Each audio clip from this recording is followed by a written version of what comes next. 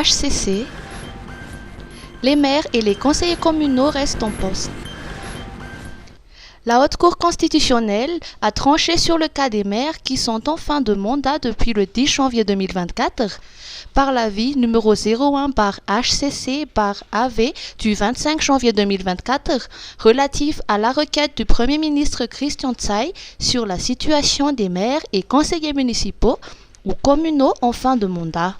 Les juges constitutionnels viennent d'accorder aux maires et aux conseillers municipaux d'exercer leurs attributions générales jusqu'à l'accession de leurs successeurs par la voie des urnes.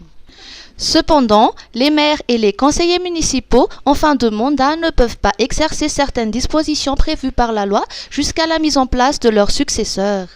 Ainsi, les conseils communaux et municipaux ne peuvent pas délibérer par les dossiers relatifs à l'acquisition, à l'aliénation et au nantissement des biens de la commune, à la constitution et à la suppression de droits immobiliers, à l'assurance des mobiliers et immobiliers, aux conditions de baux à terme ou à loyer, ainsi qu'au partage des biens que la commune possède par individu avec d'autres propriétaires.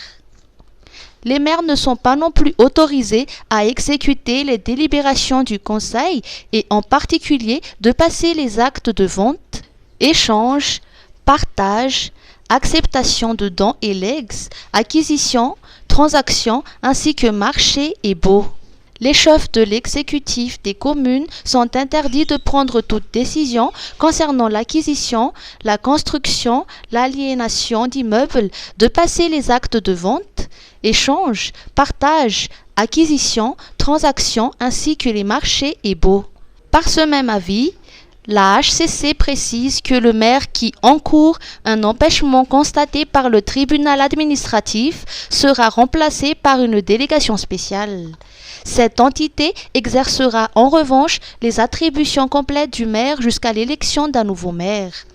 Enfin, une délégation spéciale sera mise en place pour diriger la commune urbaine d'Antananarivo dès que le tribunal administratif constatera la vacance de poste du maire récemment nommé ministre de la décentralisation et de l'aménagement du territoire.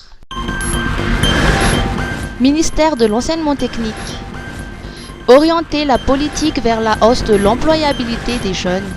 Madagascar dispose d'une population jeune, toutefois le taux de chômage reste très élevé et pour cause, la formation qualifiante répond aux besoins du marché de l'offre d'emploi pour une meilleure orientation en accord avec les exigences du marché de l'innovation reste un problème épineux.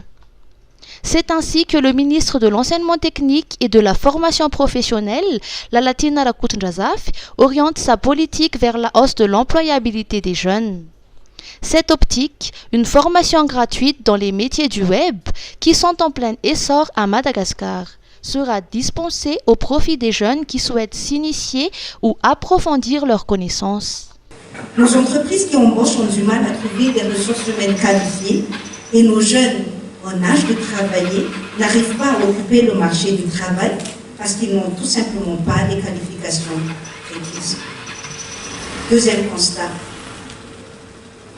Alors que le monde a basculé dans l'ère du numérique, nous accusons un retard considérable dans la mise aux normes de l'enseignement et de la formation que nous dispensons à nos jeunes.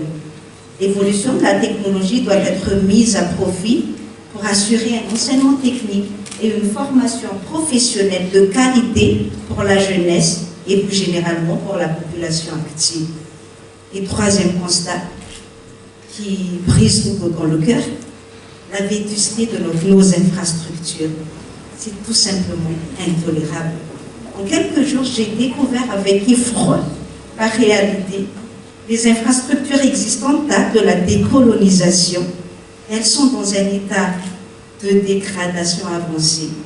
Il est tout simplement utopique d'envisager une bonne qualité d'enseignement et de formation dans un tel environnement de ruine.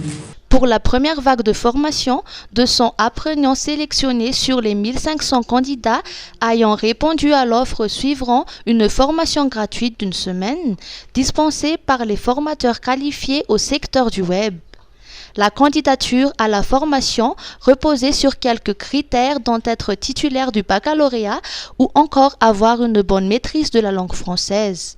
Cette formation sera élargie à d'autres provinces dont Fianarantsoa, Toliara et Toamasina, a indiqué la ministre qui a précisé que des sessions de formation professionnelle dans divers secteurs seront également dispensées au profit des jeunes malgaches afin de réduire le taux de chômage.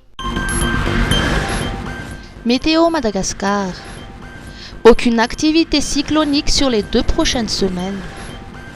Météo Madagascar annonce qu'en dépit de nouvelles perturbations cycloniques dans l'océan Indien, il n'y a aucun risque d'activité cyclonique à Madagascar les 2 prochaines semaines. Toutefois, des cumuls pluviométriques abondants sont toujours prévus cette semaine sur le district d'Ambilbe, Nousbe, Ambans, Analalav, Bealanan, Antsui, Befandrinavaratra, Tsiranmandidi, Miarinarivo, Soavinandrina, Faratsio, Betafo, Mandoto et Ambatofinandrana. Pour la semaine prochaine, des cumuls de précipitations modérées sont prévus sur les régions Analandzorovo, Antsinanan, Vadivavy, Fitovinany, Atsimo-Atsinanan et les districts d'Ambilbe, Vohemary, Mandritsara, Miandrivazo, Tsironimandidi, Betafo, Antsirabe et Taolagnaro. Des vigilances vent fort et fortes houles restent également en vigueur dans les régions du sud-ouest du pays.